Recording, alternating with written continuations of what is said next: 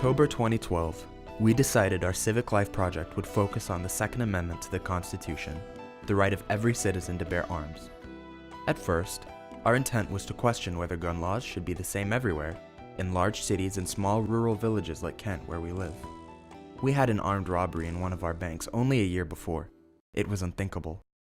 But then, 2 months later, the tragedy in Newtown changed everything. Putting it bluntly, it was heartbreaking, heart-wrenching, horrific, and something no one should ever have to encounter or see. Was any place safe from gun violence? Is it possible that a law written over 220 years ago is now outdated? How would we, the next generation, come to terms with this issue? I feel like guns are necessary.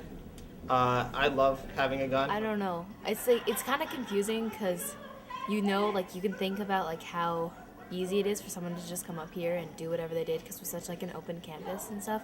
I feel like guns aren't really a problem in our society. You have just as much death due to motor vehicles as you do guns. I have a big fear of guns and stuff, so I think it's kind of wrong just to have them.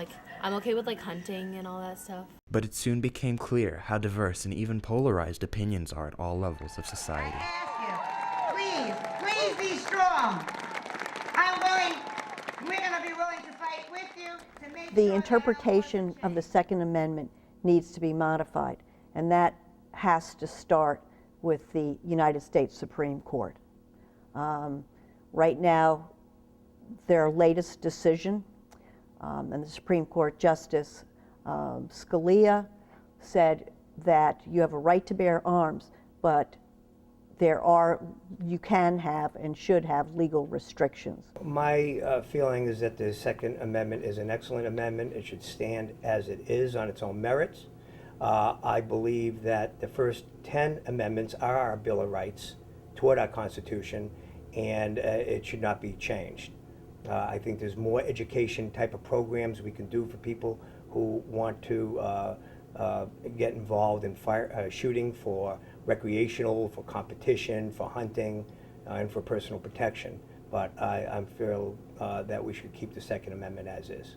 My belief is that the Founding Fathers, who did a fantastic job in creating the Constitution, did not have in mind what the Second Amendment has become. I don't, for example, think that Thomas Jefferson would be particularly excited to see the battle over the Second Amendment going on now, led by the NRA.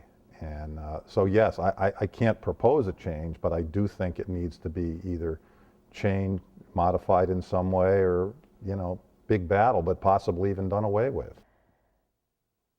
I don't think, like I said, I really just don't think that an additional restraints on the gun controls or the laws that we already have in place is going to affect the thinking process of someone who is about to commit a crime.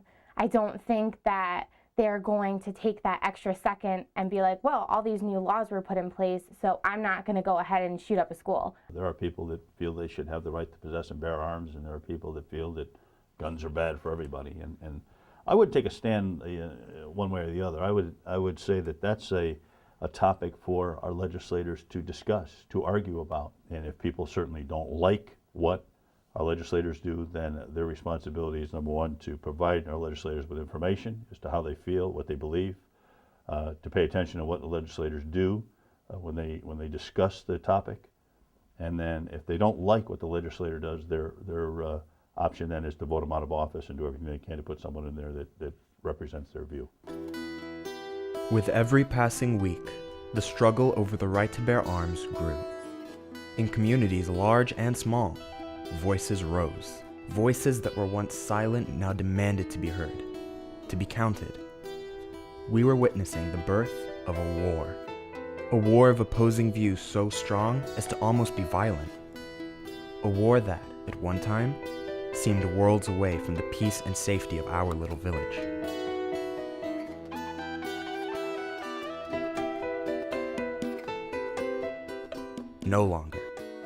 No longer could we turn away and not be counted. But what could we do? What were we supposed to do? Sadly, it's a different world today than it was when I grew up in a small town in Washington, Connecticut in the 50s and 60s. It's a vastly different world, and it's a difficult world to grow up in. I'm concerned for people like yourselves. What young people need to do is think about their own personal behavior, starting from an early age. Bullying in schools. Think about that.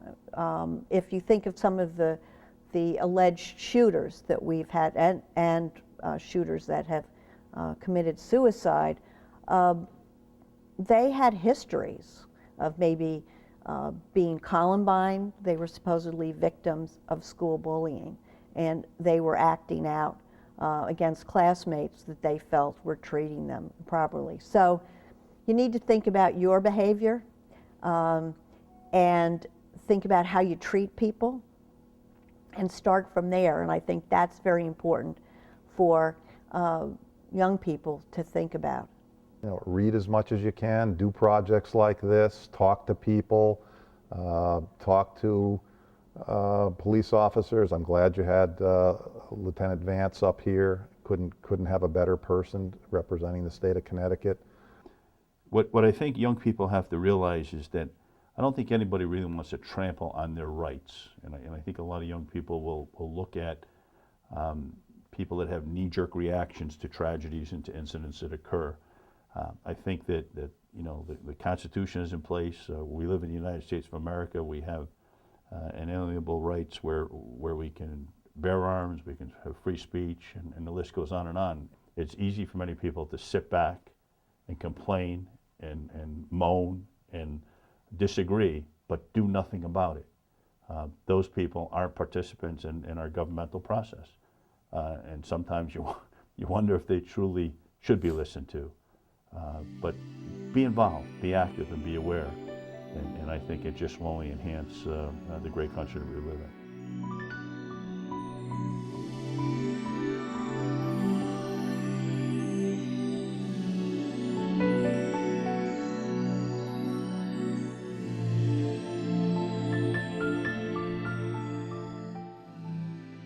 So many questions remain unanswered. Was there a right course of action? A wrong? Is this an issue that can be solved without altering the Second Amendment to the Constitution? In the end, we were like swept away. Swept away by the passion and conviction on both sides of the argument. Swept away by the enormity of the challenge. Swept away by the decisions we will have to make one day. One day.